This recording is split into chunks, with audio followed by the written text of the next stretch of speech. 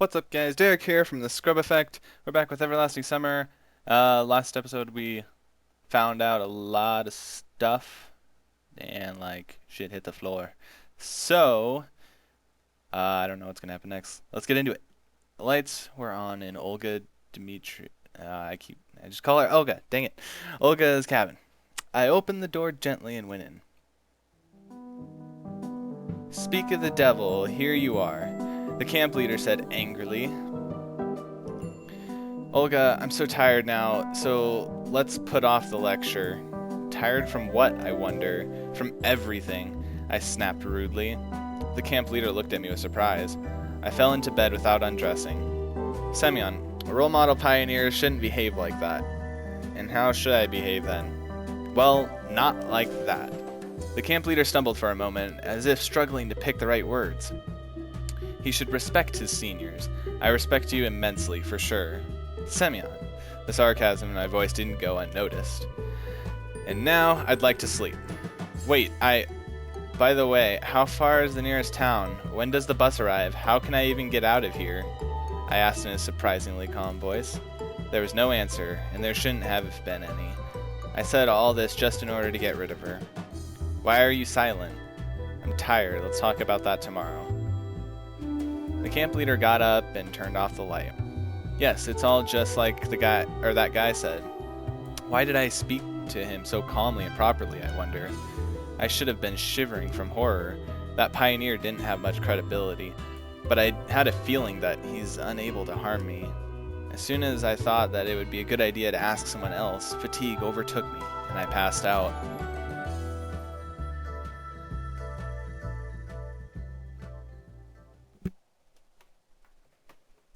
Day 7. So I don't know how long this game goes on for, but I think a week if that's what they're hinting to, but I don't know. I guess we'll find out. A bright sunlight was striking my eyes even through my eyelids. I stretched out lazily and quickly got myself out of bed. It was 2 p.m. Looked like yesterday really finished me off, and my body required much more time to recover than usual. I had a stroll around the room, thinking of what I should do today.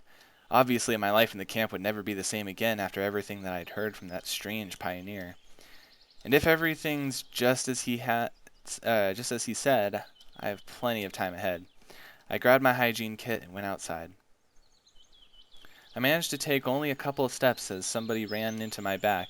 I turned around and saw Alyssa. Hey, be careful, she said indifferently and ran on her way. She held some kind of bag in her hands. Ah, whatever. Yet another ordinary day in this crazy place. I finished brushing my teeth, then spent an eternity washing my face with ice-cold water to bring myself to my senses and refresh my head at least a bit. I felt a bit better after that. Suddenly, hope struck me from nowhere. Yeah, it wasn't a hope that I'd be likely to leave this place safely. Rather, I just didn't want to believe that everything is as bad as that guy told me. Good morning. I heard a faint voice coming from the woods. Someone stood behind a tree. Morning. Are you ready? Ready for what? I looked again, and it seemed like this was the pioneer from the bus stop yesterday. Indeed, I was prepared for such weirdness today, so I wasn't really surprised and started this conversation quite clear-headed. You didn't believe him, did you? What are you talking about? Everything that he said.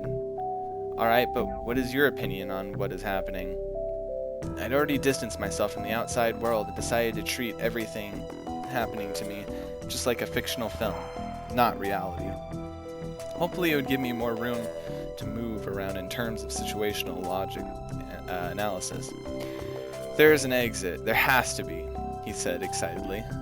I don't know, but I'd like to believe that too. If you just... Semyon. I turned around. Slavia was standing right next to me. Who are you talking to? Ahem, no one. Just talking to myself. So the people at the camp can't see him. That's interesting. I hardly think it's worth telling her about aliens from parallel worlds. She probably can't even see them anyway. Have you prepared already? Prepared for another hike? No. Today's the last day of the session. Oh, see ya. A week. What? A stupid smile settled on my face. There'll be a bus this evening. We're leaving. Holy cow. I was ready for even the most incredible of twists, but was this what the mysterious pioneer was talking about? Probably it was. Well, apparently I'll have to go for a second lap and live yet another week in this camp. But this time I know everything. I haven't packed yet. It's not like I have much to pack anyway. Okay. Slavia shifted her gaze. Seemed like she wanted to say something but hesitated. Well, see ya then. Yeah. I had to ask when we were leaving at least. I went to the square with the intention of discovering that. There's got to be someone I know there. But believe it or not, there was only Genda waiting for me at the square. Probably all the pioneers are busy with packing. I took a seat on a bench and just stared at the sky. Turns out that today I just have to wait for the departure, pass out on the bus, and wake up in this camp again, just like the first day. Everything was drowning in silence. It's exactly that time of a summer day when the sun seems stuck in the sky. The birds and crickets have gone for an after-lunch doze. And the wind is saving its energy to deliver long-awaited coolness to the people in the evening. You know, despite the grammar sometimes, and it's very rare in this game, but sometimes when the grammar's off, it doesn't ruin it for me. Like the author's writing actually is pretty freaking good. I don't know what you guys think, but I think he did a really good job. Or she. I don't know. It suddenly crossed my mind that I haven't missed lunch, but I haven't had any breakfast either. It was ridiculous to search for anything in the canteen. The pioneers had surely cleaned up everything just before the departure. I scratched my head and made my way to Olga's cabin. Surely there should be something edible on the table's drawer. Someone called for me just as I approached the door. Shurk and Electronic swiftly approached the cabin. Are you already packed up? Already packed up, I answered, imitating him. You haven't quite been yourself the last few days. What makes you say that? How should I know? You know better. I mean, why are you so concerned? No reason. A real pioneer always treats a comrade's problem as his own. I cast a skeptical look at him. Thanks for your concern. I'm fine. There actually was half a loaf of stale bread and a piece of smoked sausage in the drawer. I've ate everything with deliberate pleasure, washing it down with the smelly water that Olga had probably used to water the plants. Knock, knock. Just as I finished, someone started knocking on the door. Come in. Olyana rushed into the room. Oh, it's just you, she said disappointedly. And who did you expect to see? A circus complete with bears? Olyana giggled. Where's Olga?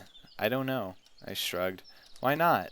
I don't know because I don't know. What do you want her from, or what do you want from her anyway? Got to ask something before the departure. Okay, I'll tell her that you were searching for her if I see her. By the way, why aren't you packing up? Like I have much to pack. Well, see ya. She cracked a sly smile and bounded out of the cabin, slamming the door behind her. And still, it's really strange that nobody seemed to be puzzled by the sudden departure. And why am I the only one who is not expecting it? Like everyone really cares if I've packed my things up. As well as that, doesn't anyone care that this is the last time we're going to see each other? The words of that guy in the forest yesterday about all the camp's tenants being unreal suddenly sprang into my mind. Well, right now I'm more ready to believe it than ever. The desk drawer where I found my breakfast contained lots of odds and ends. I grabbed a pencil and a piece of paper, examined them for some time, then slipped them into my pocket, just in case. I had no intention of watching over all the pioneers running around and packing, so I just lay on my bed and didn't even notice how I dozed. Okay. It was somebody's voice that woke me up. A familiar pioneer was sitting directly opposite, with his back to me. I'd gotten used to him a bit since yesterday, and it even seemed that I stopped fearing him. Hey, why do you always hide your face? Because you shouldn't see it. If you say so. I wasn't in a position to argue. So what are you going to reveal this time? You already know that it's the last day of the session, don't you? Yep. And you've already spoken with that one? Yep. So what did he tell you? Nothing special. He said that there's an exit out of here. The pioneer burst into laughter. Yeah, I believed that too, ages ago. And now? And what is now? I have my past, my life back then. He stopped talking for some time. Anyway, it was all a long while ago, so I don't really remember. The future's all the same. Loops, loops, loops, repetitions of the same story. Where's this now? Well, I hate to say it, but I'm not yet as lost in time as you are. Oh, that's nothing. That'll come with time. He broke into a diabolic laughter. There's just one thing I don't understand. What's your reason for coming to me? What do you expect to achieve? Me? Nothing really. So why did you come then? It's just because you, him, and others like us are the only real people around here. Given everything he'd said to me already, I just wasn't ready to believe that all the local tenants were just puppets in some kind of hellish stage play. Are you sure that you're right? Right about what? Well, you're right about everything. I can't be right or wrong. I didn't choose this world. I didn't throw myself into it. I'm just here, and you're just here. Listen, I've already got a headache from your philosophical. I was just kind of puzzled myself as to why I was so calm talking to this mysterious pioneer. Well, here it is, right in front of me. All the fantasy and devilry that happened in this camp. Here it is, an explanation, at least a partial one, for how I got here. Here they are, the answers I've searched for such a long time. On the other hand, my behavior was quite logical. While I couldn't quite explain what was happening, this cuckoo guy just talked and talked. But it's not like his words changed anything. Then what's the point of listening to him? Oh no, you'll understand everything yourself. Somebody was knocking at the door. I got up to open it. It was Slavia on the doorstep. You came to see Olga? No. Come in then. I was 100% sure that the pioneer had already disappeared. Turns out, I was right. Slavia took a seat on the bed and snuggled against the wardrobe in the far corner of the room. She was distinctly nervous. Did something happen? Not really, it's just today's the last day. Well, I'm already aware. Better late than never. Well, so I thought. I mean, we probably won't see each other ever again. It's a small world, as they say. But maybe you would give me your address to write letters? I would have, if only I knew it myself. You know, let's do it the other way around. You give me your address. I'll definitely write to you upon arrival. But why don't you want to give out yours? Well, we were just about to move, so you never know. It's better if I write to you. I tried to put on a cutest smile to make my story look more credible. Ah, okay, it's fine then. Slavia got up and seemed to be leaving. Hey, wait, what about the address? Let's do it later. An expression of sorrow and disappointment crossed her face. I just shut the door and right then heard the spiteful voice of the pioneer from behind. Well, happy now? You've hurt a girl. What have I hurt her with? What should I have said to her? My dear, write to my dear granny in the village? Or should I have left her the address of a house that's probably not even built yet? So what? I'm not my brother's keeper. It's your world, not mine. I'll manage somehow on my own. That last phrase really made me squirm. You know what? I didn't manage the phrase. Someone was knocking at the door again. Everybody's coming to say hi. Come in. Liliana flew into the cabin. Why the rush, milady? I had an excessively showy bow. Me? I'm just... Her eyes darted about cautiously. Her cheeks were blushed. Just wanted to say goodbye. There will be time for that anyway. After all, we'll all be going on the same bus. Yeah, you're right, but it's kind of embarrassing in front of everybody. Oh, so there's something that you can be embarrassed by? I laughed. She pouted. I just wanted to tell you that you aren't a douche. Really, in fact, you're almost a cool guy. Almost. Her words astonished me.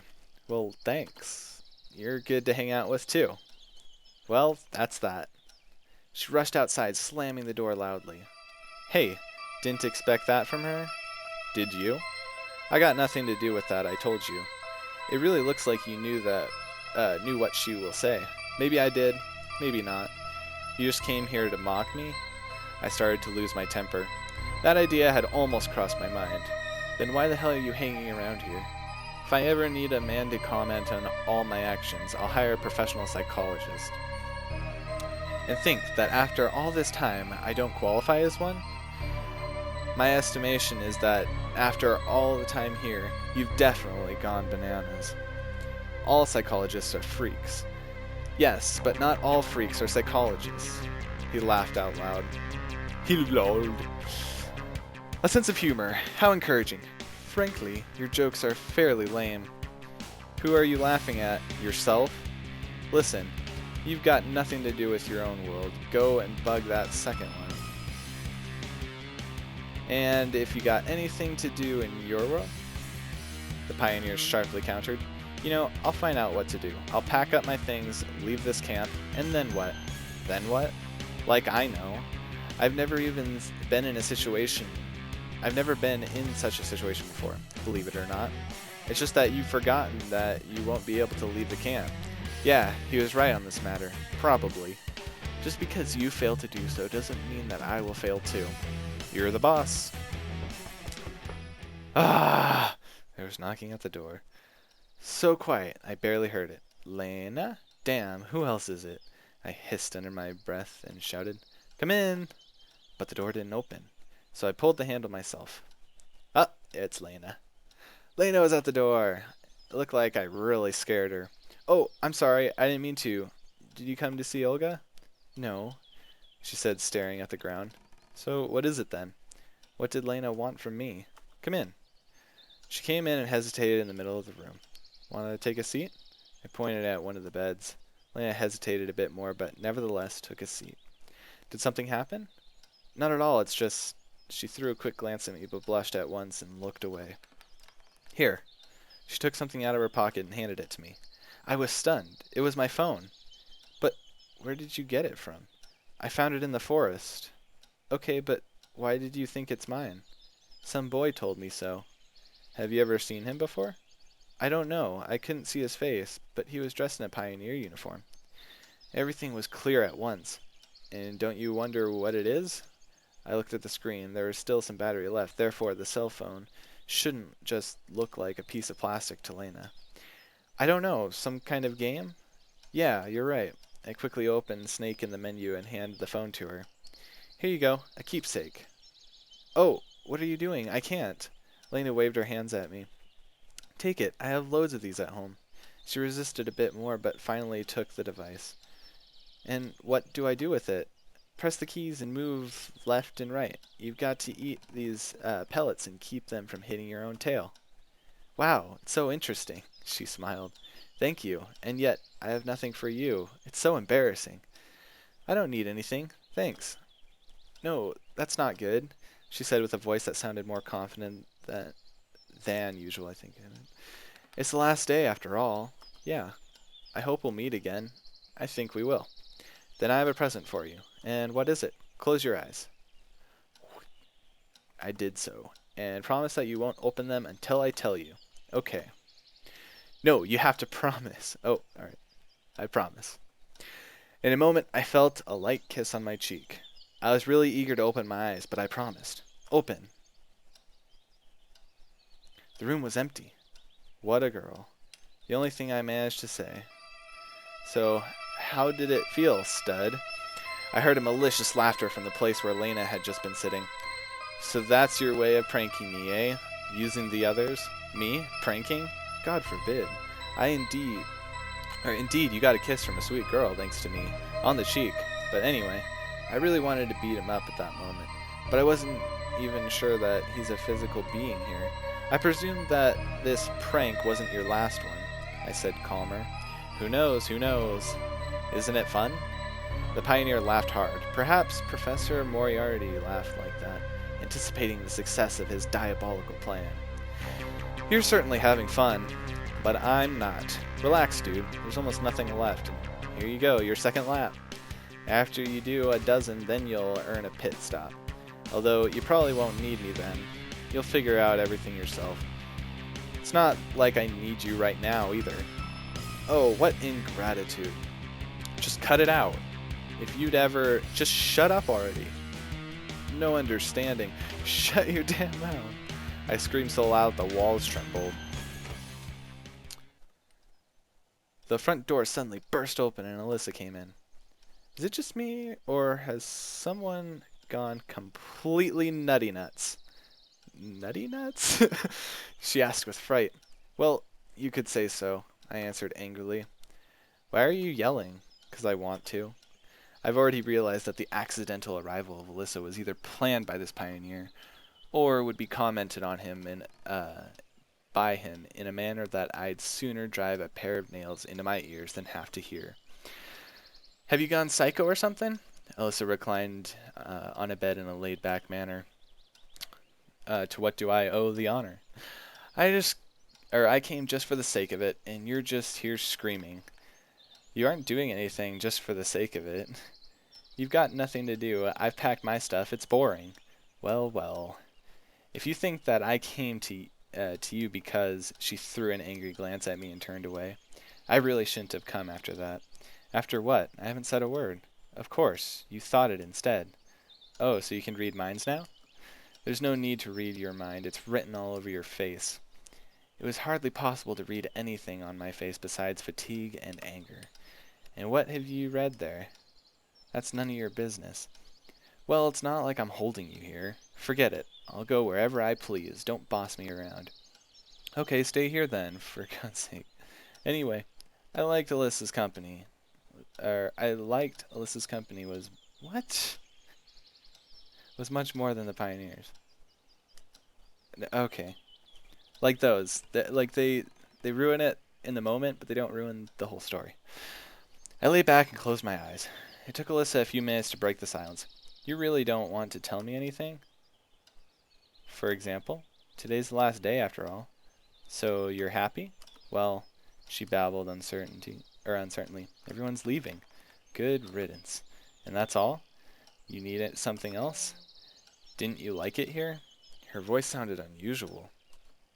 I've seen better places. Damn, you're so dumb that speaking to you is a complete waste of time. She got up and headed to the exit. Yep, good luck to you too. Alyssa turned to me. Her face was writhing with anger. Couldn't you at least have said that you'll miss me? Sure I will. Wimp. Man, we're mean. I mean, like, I know the guy's kind of pissing us off, but we're mean. She slammed the door loudly. Stupid. Alyssa didn't hear my last line, of course. What a wayward chick, huh? As good as you are. And you, in that case. Of course, keep comparing me to yourself, I remarked mischievously. And what's the difference? We're in the same situation. I've just been here a little longer. Well, in fact, a lot longer. And you've already gone completely nuts. No wonder. His hoarse laughter was really pissing me off. Listen, I've already told you that you should be an have I already told you should be an actor? You do a brilliant Hannibal Lecter. Especially since you consider yourself a psychiatrist. I'll think about it. Well, now I must go. Maybe I'll see you again. Get lost.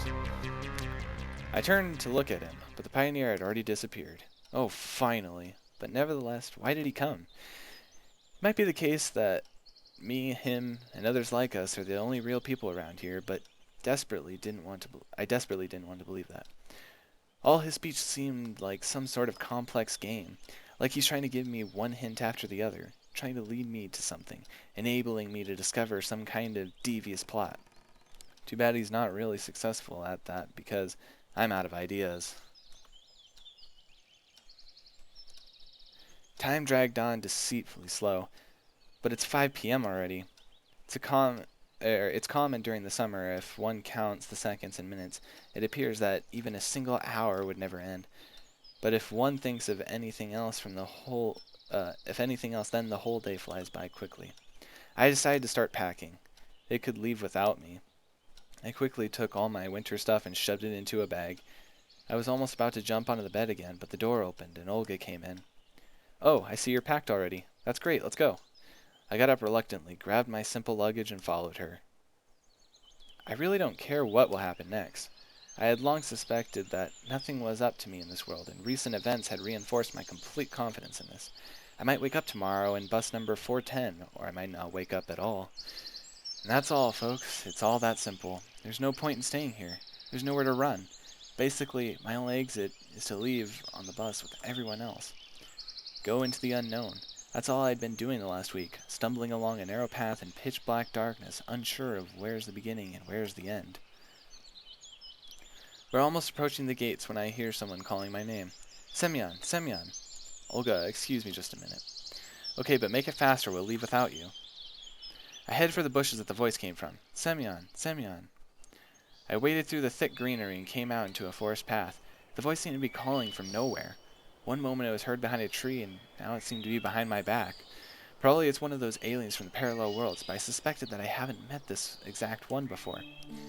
We don't have much time. I'm listening. I know that you've already been contacted by him and him. Yeah, I know what they've told you. Don't ask me how, okay? But you must know one thing, the thing I know.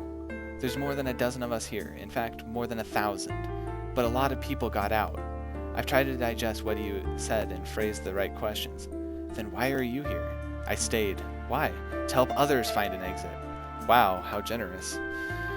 And why should I trust you? You're the third one already. Well, in fact, I'm not even sure that you all aren't just my hallucination. It's not about trust. Then what is it about? It's about the right choice. Consider this camp to be a giant maze. You should take a few right turns to find an exit. Okay, and how do you know which ones are right? You'll know. Come with me. Where to? To the second lap. Hold on a sec. That pioneer said my second lap will start tomorrow. He lied. The speaker raised his voice. He's gone completely crazy. He's trying to destroy all the others. So, if I don't go with you and leave on the bus, I'll be destroyed, right? I don't know. Then why do you say so? Nobody ever returned after a conversation with him. Listen, why should I trust you? I was definitely on the edge. While that pioneer just mocked me, I didn't seem to be in a real danger. This one clearly spoke about things worth being anxious about. I couldn't decide which one I should trust. This problem is like trying to get a blind man to say whether the light in the room is on or off. He can only guess, just like me. Hurry up, time is running out. Hey, wait a sec. Make a choice, are you coming or not? Well, let's decide in the next episode.